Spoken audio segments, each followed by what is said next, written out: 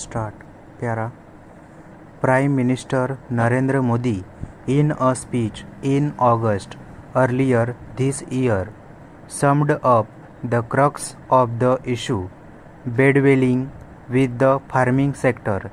He said, just as industries have the freedom to fix the price of their produce and sell it anywhere in the country, why can't farmers get such a facility too? To understand what this means in practice, think of a world where a producer of a good or service is told that you put in your own money, utilize your specialized know-how, put in your hard labor, create your own storage capacity, and manage your own transport for producing and transporting the goods that you want to market.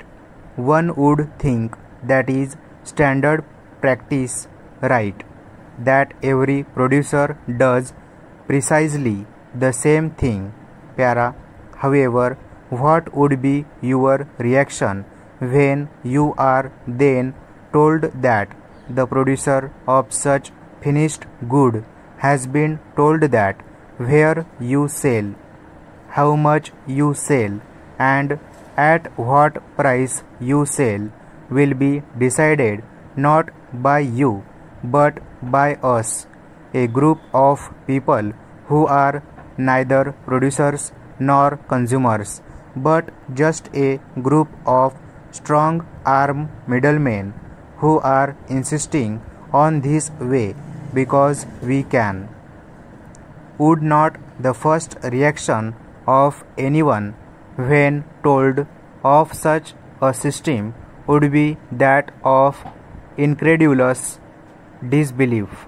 Sure, some may argue that such system existed in the medieval ages, but do they still exist now? For now, the argument would be in the modern times, the entire systems have evolved everywhere in the world, and producers of goods and indeed services are free to sell their produce wherever they want and to whoever they want and at whatever price they can command. Sounds logical, right? Except that it was not so far. Indian farmers, who constitute more than India's 50% workforce. Pyara.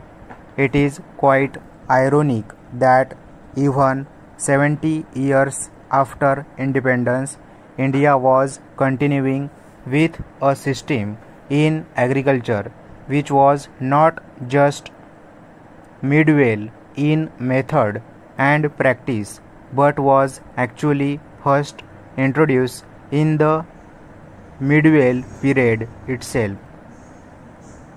In the 14th century, first introduced the trade and price control policies to support his large and enrich the mobility. Later, East India Company during the late 18th and early 19th century further chained the freedom of the farmers by forcing them to grow and then sell it. A few decades later, the British, now ruling directly, followed the same policy to produce cheap cotton for their mills. In 1887, they even promulgated an act that has survived in one form or the other till recently. The end result, the Indian farmers, who had created a prosperous nation that lasted more than multiple millennia, were impoverished within a few centuries, and the rural economy completely decimated. A country with no significant record of famine or deprivation during the dark centuries of Europe was suddenly facing a devastating famine every few decades.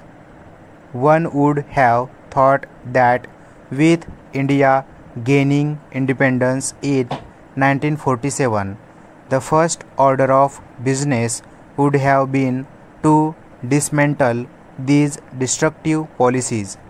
The reverse happened.